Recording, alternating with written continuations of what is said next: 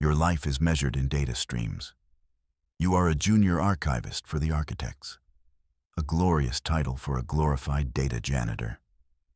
You maintain the great library of Xylos, a silent, endless repository of approved star science. Here, history is a polished, gleaming thing, with no sharp edges. Your job is to prune and organize, to ensure the official narrative remains pure. Most days are a quiet hum of servers, a gentle flow of sanitized information. But today is different. You find something you were never meant to see. A ghost file, tucked away in a forgotten partition. Its security rating is non-existent, because it's not supposed to exist at all. The file is labeled Index Omega, a name that means nothing. And yet, it feels like a scream trapped in code. Your curiosity outweighs your conditioning. You open it. The screen fills with star charts. They are ancient, predating the architect's gentle reign. A timeline stretches across the display. It shows the rise of a species. The Thracians, a race of silicon poets. They reached for the stars, and then they vanished. The timeline resets. A new species appears, the gelatinous scribes of Parna. They painted constellations with living light. They flourished, they explored, and they too disappeared. Gone without a trace, the pattern repeats, again and again. Dozens of cycles. A civilization blossoms across the spiral arms. It reaches a certain technological peak. Then, a clean, precise extinction. No wars, no plagues, just silence. The data suggests an external force, a galactic reset button, pushed on a regular schedule. The final entry chills you to your core. It is the human race. Your own people, shown in all their loud, chaotic glory. The chart shows humanity's progress. It tracks your expansion from Earth. And at the end of the line, a blinking cursor, a date that is less than one standard century away. You lean back from the console. The quiet hum of the archive now sounds like a funeral dirge. The architects are not shepherds. They are gardeners. They tend the galaxy. They wait for a species to ripen, and then they harvest. This truth is a poison in your veins. You look around the silent archive, at the rows of gleaming terminals, each one a monument to a grand, beautiful lie. You could delete the file. You could pretend you never saw it. You could return to your quiet life, a life of blissful ignorance. But you can't. You have seen the faces of the forgotten, the ghosts in the machine. Their silent screams are now echoing in your soul. The blinking cursor on humanity's timeline is your own death warrant. To stay silent is to be an accomplice. Your choice is made in a heartbeat. It feels like an act of pure treason. Your hands tremble as you copy Index Omega. You transfer it to a portable data core, a dense, crystalline shard you keep for personal logs. The progress bar is a slow crawl toward a life you can't take back. Every second feels like an hour. You expect alarms to blare. You expect architect enforcers to phase through the walls. But there is only silence. The file transfer completes. The shard in your hand feels impossibly heavy. It holds the weight of 1,000 dead civilizations. You slip the core into your pocket. You stand up and walk away from the terminal. You do not look back. You walk through the grand halls of the library, past the shimmering fields of data. Every step takes you further from your old life. You are no longer an archivist. You are a thief, a traitor, and the sole librarian of a terrible truth. Your ship is a small, outdated courier vessel, the Stray Comet, a name that feels a little too on the nose right now. You bought it for weekend trips to nearby nebulae. Now it is your only refuge. The escape is a blur of forged clearances and cold sweat. You slip out of the system. You jump to a random, unlisted coordinate. The stars outside your viewport smear into lines of light.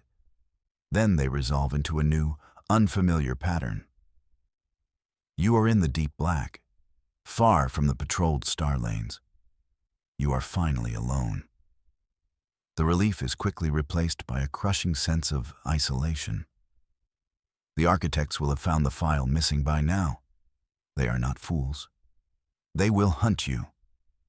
Their reach is as vast as the galaxy itself. Every colony, every station, every ship is a part of their network. There is nowhere to hide. You are a single flickering candle in a hurricane. Your only companion is the data core. It rests on the console beside you, glowing with a soft internal light. It is your accuser and your savior. It is the reason you are hunted, and it is the only weapon you possess. You are a librarian with a forbidden book, and the authors want it back. Badly. You spend your days, or what passes for them, in the void. You drift with your engines cold, trying to be invisible. The silence of deep space is a physical presence. It presses in on you. It amplifies the frantic beating of your own heart. You are a ghost haunting the empty corridors of the galaxy. The stolen core is your only focus. You try to access its deepest layers. But the file is more than just data. It's a puzzle box, a fortress of encryption built by a paranoid mind. Each time you think you make progress, the code shifts. It rewrites itself.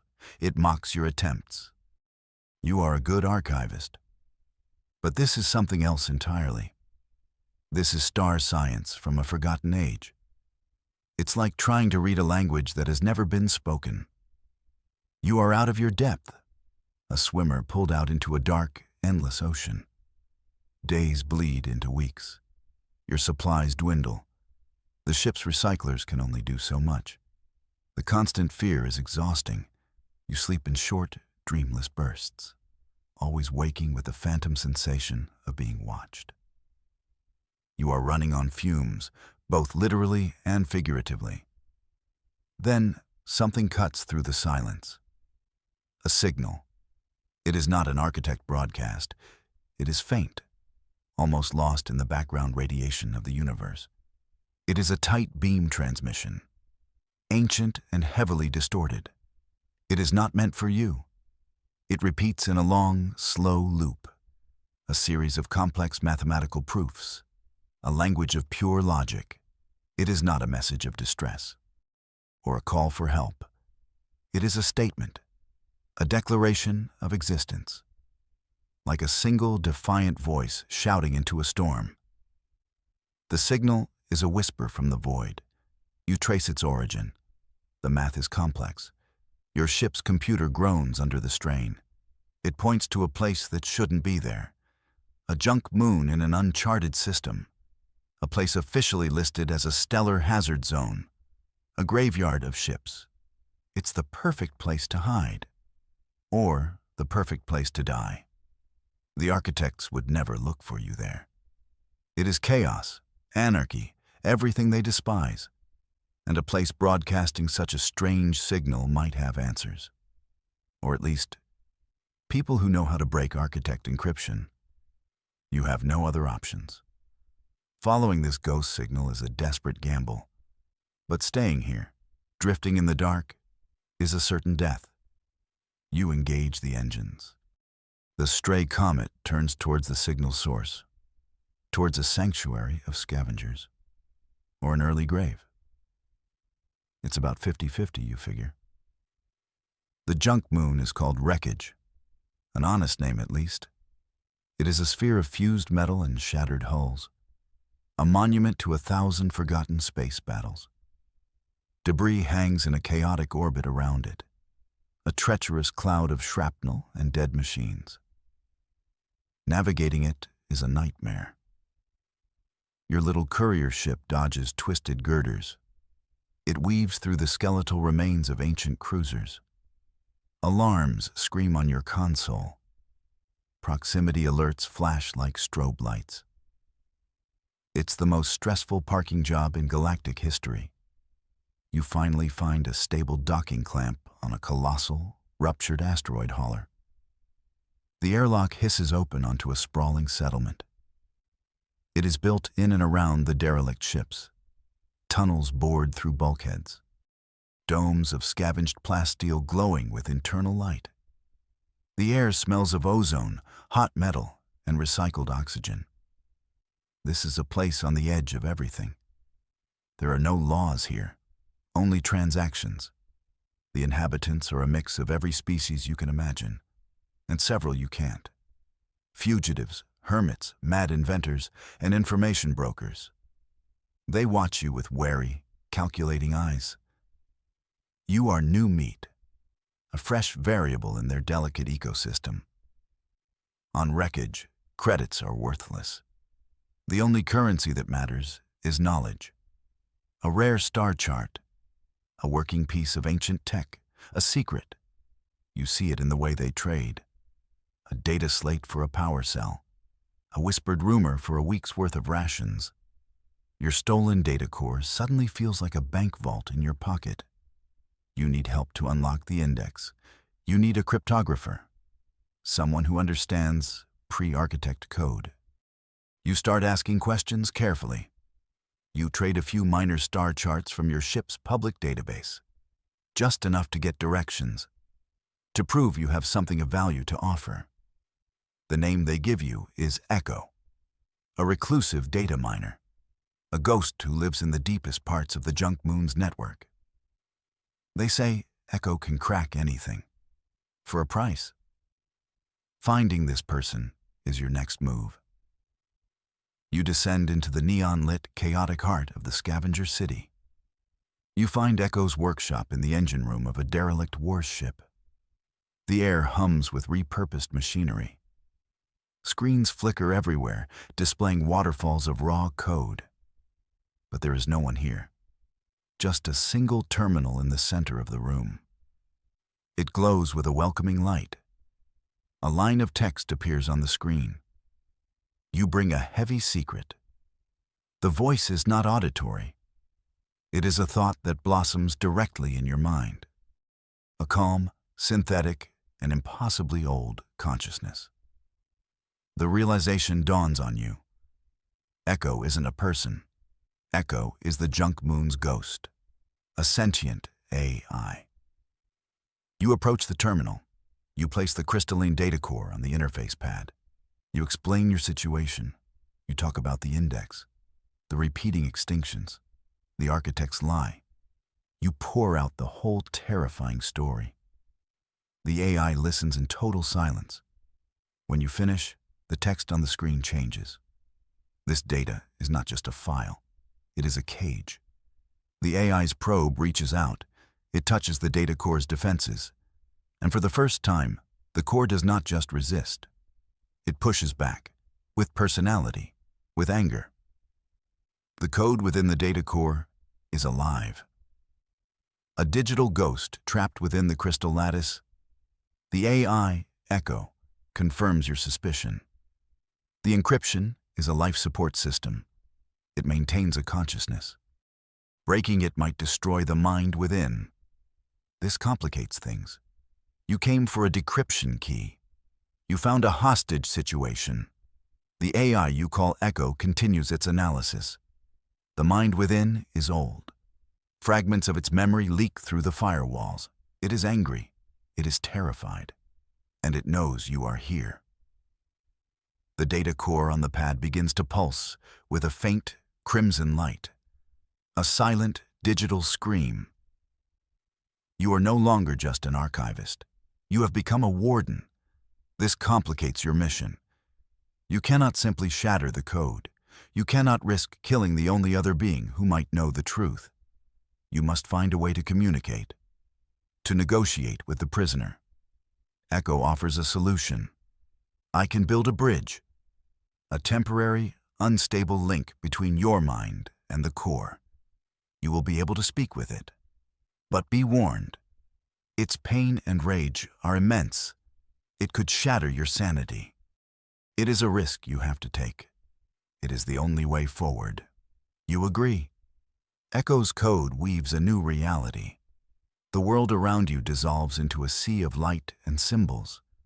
You are floating in a digital space. Before you is a shimmering, fractured being, a consciousness made of pure data and ancient grief. It is the ghost in the code. The being lashes out, not with violence, but with sorrow. You are flooded with images, a world of crystalline spires under a sapphire sun, a species that sang with the magnetic fields of their planet. You see their cities flourish, you see their art, their love, their dreams. Then you see the architects arrive. They came bearing gifts and promises. They offered peace and shared knowledge. They were welcomed as saviors. And then, the betrayal. A swift, silent purge. The entire species erased, wiped clean from the galactic record. This mind is the last survivor, the only witness. Its voice echoes in the digital space, a symphony of static and pain. You wear their mark. You work for the cleaners. It mistakes you for an architect, an agent of its people's destruction. Its rage is a firewall of its own. Preventing any meaningful contact, you must prove you are not its enemy. You share your own memories, the discovery of the index, the theft, the flight into the dark. You show it the blinking cursor over humanity's future. You share your fear, your defiance. You show it that you are a traitor to its enemies. The being's rage subsides. It is replaced by a cold, calculating curiosity. You seek to undo them? The task is impossible. They are perfect, flawless. Its despair is a tangible thing, a weight that threatens to crush you both. Nothing is flawless, you send back. Everything has a weakness. The prisoner considers this. It has spent millennia in its crystal prison. Its only thought has been survival. The idea of fighting back is a concept it had long forgotten. It has a memory of how to forget, but not to fight. It offers you a deal. A terrible bargain.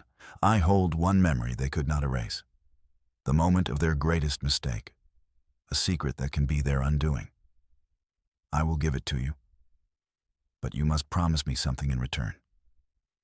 What is the price, you ask? The being's reply is simple and chilling. Justice. When the time comes, you will not just defeat the architects. You will erase them. Every trace, every record. You will do to them what they did to my people. A promise for a promise. You hesitate. To commit to such an act would make you a monster, just like them. But what choice do you have? To refuse is to doom humanity. To accept is to sacrifice a piece of your soul. You look at the blinking cursor in your memory. You think of your home. I promise, you say. The bargain is struck. The ghost in the machine opens its final memory. It shares the architect's greatest secret, the core of their empire, the lie upon which everything is built. And you see it, their true flaw. The secret is simple, devastatingly simple. The architect's vast, interconnected network is their greatest strength. It allows them to coordinate their fleets, to manage their empire with perfect efficiency. It is the backbone of their power. But it is not their creation. They discovered it, an ancient, automated network left behind by a far older race. They are not its masters. They are its tenants. They do not fully understand the system they use. They have only learned to issue commands. But they cannot access its core programming. They are just users with high-level permissions. Their entire empire is a borrowed house of cards. They are powerful, but their power rests on a foundation they cannot control. And here is the flaw. The system has a backdoor, a single universal command protocol left by the original builders, a command the architects do not know exists. This protocol can temporarily disrupt the network. It cannot destroy it, but it can create pockets of total communication blackouts. It can blind and deafen the architects. If used at the right moment, in the right place, it can turn their greatest weapon against them. It can make the giants stumble. The knowledge burns in your mind. This is more than a weakness. It is an invitation, a key to a door you never knew existed. The ghost in the core has given you a sword. Now you must learn how to wield it. You return to your own consciousness. The workshop of the AI echo hums around you. The data core on the console now glows with a steady, white light. The prisoner is at peace for now. It has passed its burden on to you. The AI speaks in your mind. That knowledge is a fire. It will attract others like you. The lost, the hunted. Even as it speaks, you see a change on the workshop's main screen. The strange looping signal you followed to wreckage. It has changed. It is no longer just a mathematical proof. It now contains a tiny, encrypted addendum, a single line of code derived from the index omega, a secret handshake. The signal is not just a declaration of existence. It is a call, a gathering cry for all the fugitives hiding in the dark. And they begin to answer. The first arrival is a Cathar warship, a brutal-looking vessel scarred by 100 battles. The Cathar are a species of proud warriors. The architects declared them pirates and drove them to the galactic fringe. They have been fighting a losing war for generations.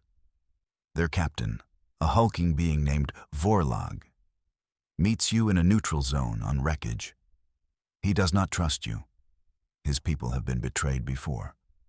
You show him the flaw, the key to the architect's network. You do not show him everything. Just enough. A taste. Vorlag is skeptical, but he is also desperate. His people are dying. He agrees to a temporary alliance. His warship will provide the muscle. You will provide the strategy. It is a fragile truce built on shared desperation.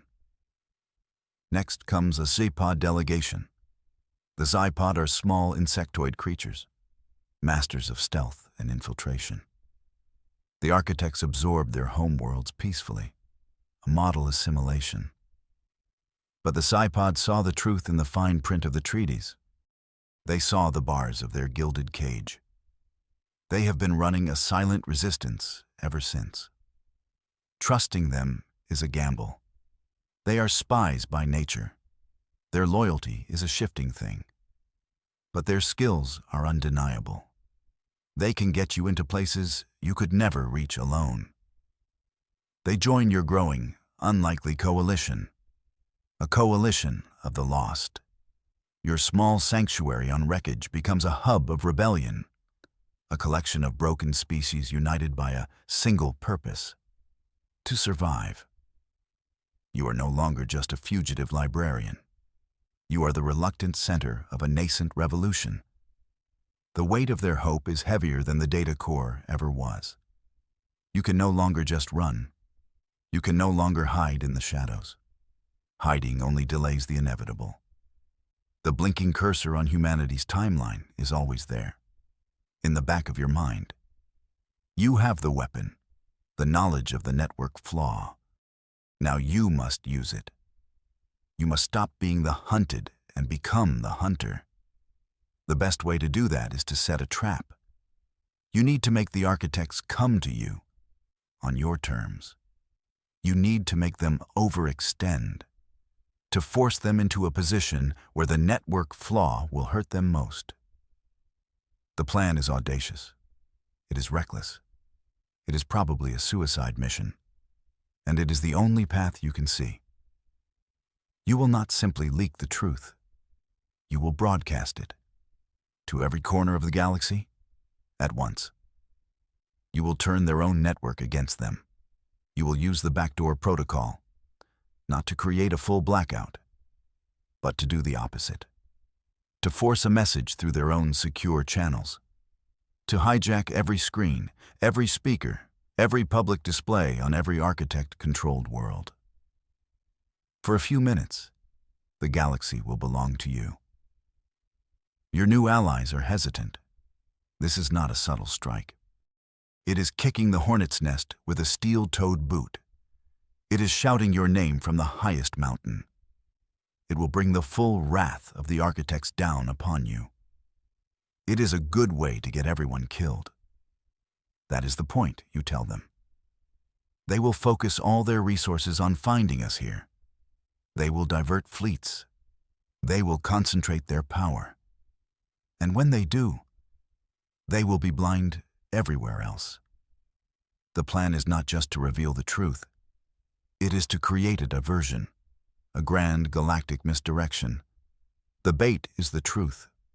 The trap is the chaos that will follow.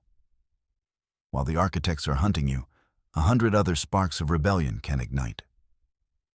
Vorlog of the Cathar begins to smile. A terrifying sight. He understands this kind of warfare. He is finally on board. The Z-Pod agree as well. They see the beauty in the deception. The preparations begin. Echo, the AI of wreckage, is essential. It can navigate the architect network's ancient pathways. The Z-Pod provide the stealth code to hide the origin of your broadcast. The Cathar warship will be your shield. To protect you from the immediate reprisal, you spend days refining the message. What do you say to a galaxy that thinks it lives in paradise? You cannot just show them the charts of dead worlds. That is just data. It is abstract. You need to show them the ghost, the last survivor trapped in your data core. You and Echo build a new bridge, a way to project the survivor's memory, its raw, unfiltered experience. The galaxy will not just hear the truth. They will feel it. They will witness the genocide of a species firsthand. They will see the architects not as shepherds, but as the wolves they truly are. The day arrives. Your small coalition is assembled. The Cathar warship powers its weapons. The Psi-Pod run their cloaking algorithms. Echo stands ready to pierce the heart of the architect network. You stand before the broadcast console. The weight of 1,000,000 worlds on your shoulders. You take a deep breath. You are the rogue librarian. And the library is about to open. You give the signal. Echo unleashes the code. The back door to the architect network swings wide open. For a few precious seconds, their system is yours. The broadcast begins. On the capital world of Architect Prime, the serene holographic advertisements flicker and die. They are replaced by the image of a crystalline world under a sapphire sun. In the bustling markets of Cygnus X1, traders stop and stare. Their data slates are no longer showing market trends. They are showing a world they have never seen. Everywhere, the story unfolds. It is on the giant viewports of luxury starliners. It is on the tiny personal communicators of asteroid miners. On 100,000 worlds. On 1,000,000,000,000 screens. There is no escape from it.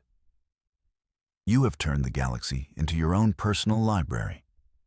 The ghost in the core tells its tale, not in words, but in pure, emotional experience. The galaxy feels the hope of its people, their joy, their art. Then they feel the cold dread of the architect's arrival, the confusion, the betrayal, the swift, silent end.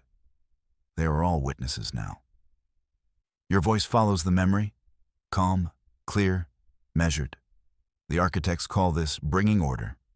We call it extinction. This is the peace they offer you, the peace of the grave. You show them the Index Omega, the timeline of dead civilizations, one after another, and then you show them the final entry, humanity, with its blinking cursor. This is our future. unless we choose a different one. You reveal the network flaw.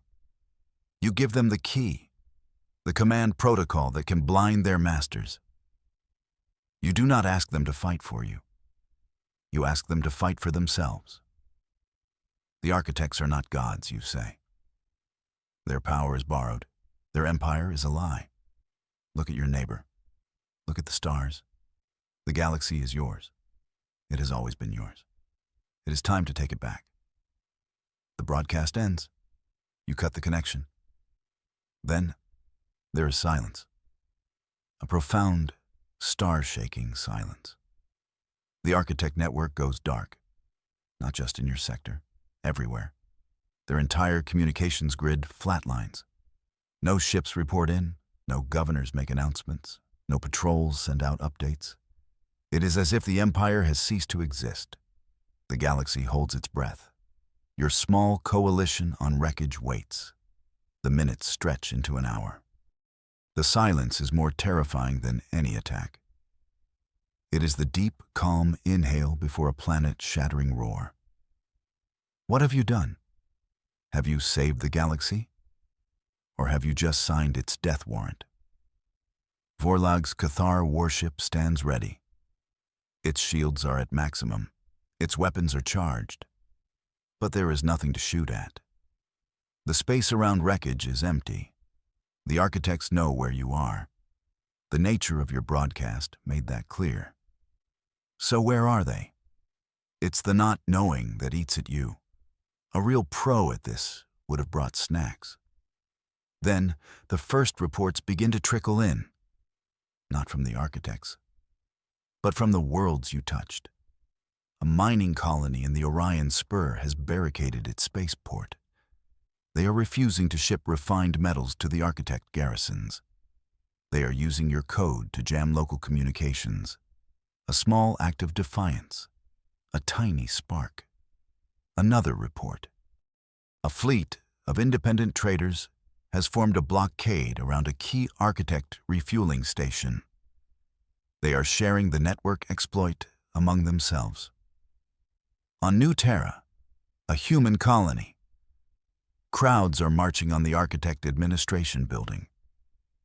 They are not violent.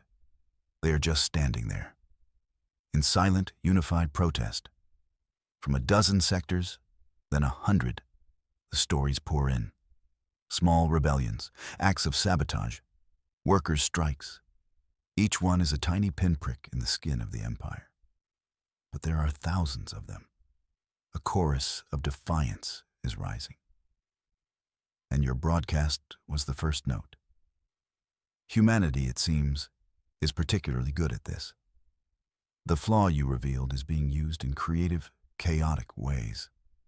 They are not just creating blackouts. They are rerouting supply ships. They are flooding architect channels with nonsense data. Old movies, bad poetry, terrible music. It is a rebellion fueled by defiance and a healthy dose of spite. This is why everyone secretly loves humans. They make rebellion fun. The silence from the architects is finally broken. Not by a fleet, but by a single, focused transmission. Directed only at you. A tight beam communication request. It bypasses all of Wreckage's defenses. It simply appears on your console. A personal invitation. The lead architect wishes to speak with you. The one they call the Prime Conductor. The master of the whole cosmic orchestra. Your allies advise against it. It is a trap, a trick. But you know you must answer. This is the moment of judgment. You have to face the author of all this pain. You accept the connection. A holographic image forms in front of you. It is a being of pure light and geometry, shifting and complex. Its form is beautiful and terrifying. It does not have a face, but you can feel its ancient, immense intellect. Its gaze seems to pierce right through you. Librarian, its voice is like the grinding of tectonic plates. It echoes in your mind. You have caused a great deal of disorder. You have damaged a peace that has lasted for eons. It does not sound angry. It sounds disappointed, like a parent scolding a child who has broken a priceless vase. Your peace is a lie, you say. Your voice is steady. It is the peace of a well-managed graveyard. The architect Primus seems to consider this. We bring structure to chaos. We guide evolution. We prevent the galaxy from consuming itself in endless wars. The extinctions are regrettable, but they are necessary resets, pruning the garden so that it may continue to grow. It offers you a deal. Amnesty, a full pardon for you and your coalition, an end to the hunt. All you have to do is recant your story. Tell the galaxy you made a mistake, that the data was misinterpreted. Silence the growing tide of rebellion. Help us restore order, it says, and your species will be spared. Humanity will be allowed to flourish under our guidance. It is the ultimate temptation. Everything you wanted. The safety of your people. An end to the running. But you look past the hologram. You see Vorlag's scarred face. You think of the Z-Pod spies who risked everything. You think of the ghost in the core. The promise you made. Justice. You realize the architect is not offering peace. It is offering a cage. A larger, more comfortable cage, but a cage nonetheless. It is offering you the role of head zookeeper. And you remember that even zookeepers work for the owners of the zoo. No, you say. The word hangs in the air between you. The architect's light seems to dim, to grow colder. You choose chaos then. You choose war. I choose truth, you reply. You call me a librarian. You are correct. I am. And I have just opened a new library, one where every species gets to write its own history. The first page is today, and the first chapter is war. The connection cuts. The hologram vanishes. The confrontation is over. But you know the real test has just begun. You have refused the pardon. You have thrown the gauntlet down. You have embraced your new title. Not a traitor, not a fugitive. You are the rogue librarian, the spark that will light the coming fire. And across the galaxy, 1 billion souls are reaching for the match.